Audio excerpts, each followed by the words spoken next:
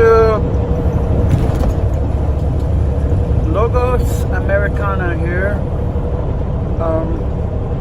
Take my gum out. I haven't done a video in a while.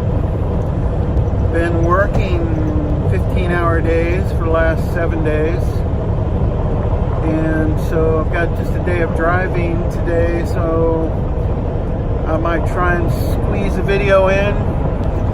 May end up being this one. I delete most of the videos I do because they're crappy. It is April 20th, the day after the shot heard around the world in 1776. Very important date in history, and there's something about that period of time that continues to pop up in the news throughout history. This time it was the burning of the Notre Dame Cathedral. I think that was on the 15th or the 16th. So something right around 15th through the 20th. Something in the air. So start date 2019, just in case this video lasts more than 10 years or something. I'm in Louisiana. Didn't make my bed again, as you can see. I'm on I-20 on my way to the East Coast. I'm going to deliver in South Carolina on Monday, and then Maryland and points north. New Jersey, back down to Maryland, and then out to Seattle, Tacoma area. So my life pretty much is planned out for me. I'm not too happy because I'm going to miss Easter tomorrow. It's a big holiday for most Christians. Our house is basically Thanksgiving, Easter, and Christmas. Obviously, is our big family get together on my wife's side of the family, anyway. And I don't miss it very often, but just cannot turn down the money because we're always struggling. So I'm getting deep into personal stuff. I really don't want to do that. So Notre Dame is sort of a keystone or a seminal event that we will always remember, I think. At least people who still believe in Western civilization or hold some affinity for European ethnic values. It's an iconic building, obviously. Even if you're not a Christian, you've heard of Notre Dame, you've watched The Hunchback of Notre Dame or read the book. And it was obviously an architectural marvel. Over 800 years old. Now, that makes me think right there. Because when Notre Dame was started, the people who started it knew that they would never see it built. The people who built Notre Dame, the people who financed it, whether it was the king or the church or whatever, they were never going to see its completion. Most likely their children were not going to see its completion, and maybe even their grandchildren were not going to see its completion. That's an interesting thing to consider when you have a civilization that thinks so far into the future that they will start a project that will only benefit generations into the future. I think that has to be speak to the egalitarian nature of Western society. You know, that we as a people, and when I say we as a people, I'm talking about America in general, although I know I'll get pushback from that. But ethnic European countries throughout the world typically build cities that stay around for a long time. Structures that last centuries.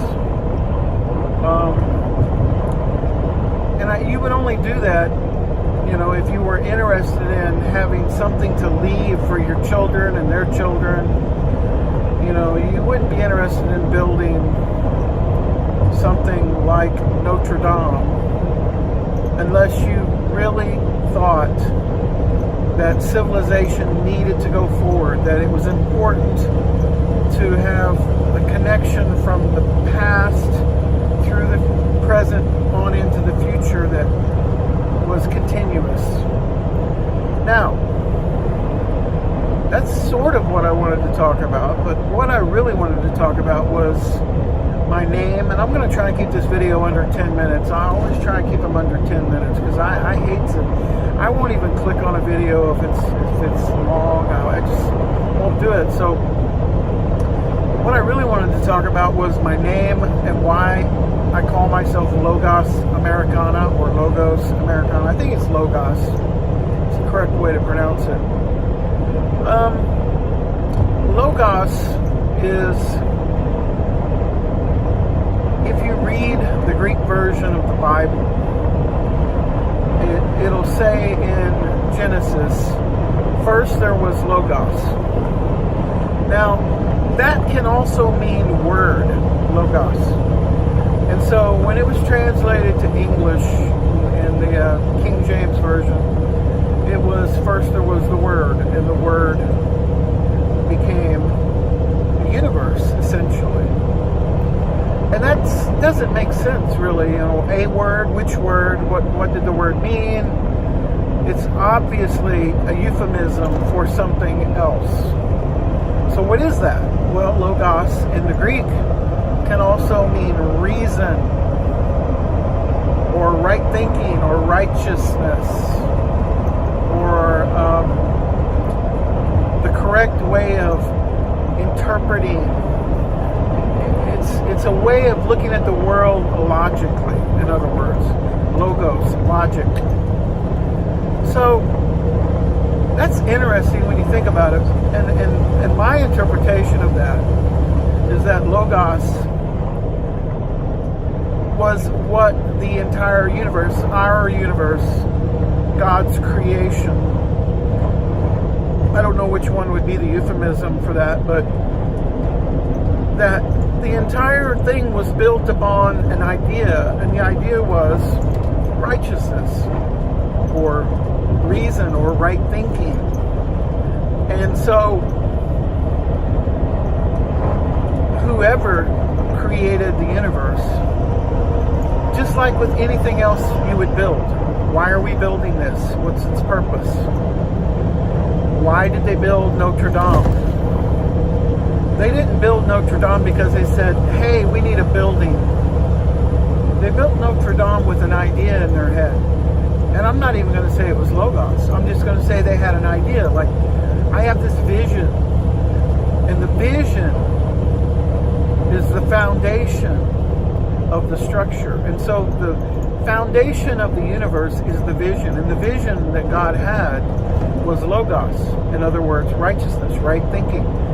Doing the right thing, as Spike Lee would say. Although I don't think Spike Lee pays attention to his own words. So that's where I get the name, Logos Americana. Because I'm trying to, obviously, eventually, talk about things that I think we are stepping away from, which is right thinking. What are the things that we should be doing to maintain our connection to the past through the present, where we do our thing and protect the future? We owe a great debt to the people who gave us this civilization. We owe a great debt. We can't repay it. It's impossible. You cannot repay that debt. All you can do is carry forward your little piece. Maybe you were a stonemason at the initial building, or maybe the rebuilding of Notre Dame. Maybe you chiseled out a couple of statues. You did your part. And that's a metaphor for what we do every day. So what can a normal person in America do to maintain Logos in America? My belief is that what you can do is teach your children. First, you have to have children, and I'll talk about that sometime in the future. That's a tangential idea.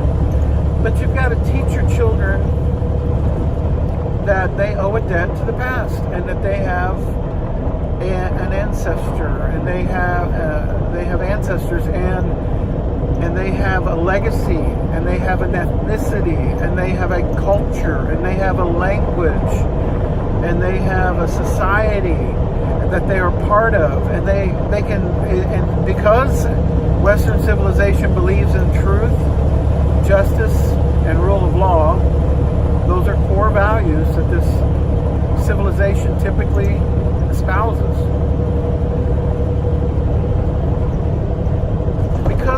Because Western civilization believes in, I'll restate that, freedom, justice, and rule of law are actually the three main pillars of Western civilization.